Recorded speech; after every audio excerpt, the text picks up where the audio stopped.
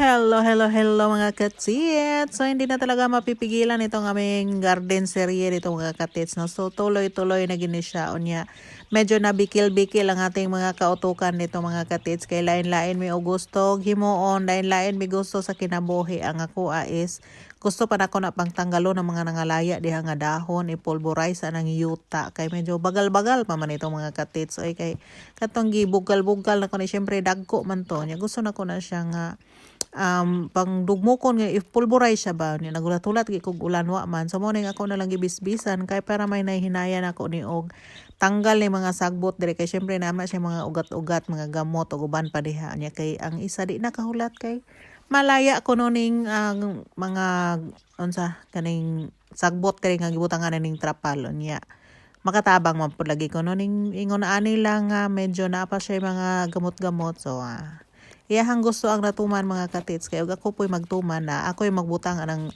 garden soil diha tanan unya na matagbawan ta ani so una-una na ko basig makatabang pud bitaw tinuoran ni so tan-aw lang nato ni mga katits unya mo na plaster na ning mga garden soil diri mga katits og nabutangan na pud og additional garden soil sa tubangan so tanom na lang jud ang kulang ani mga katits so mora na siya babush.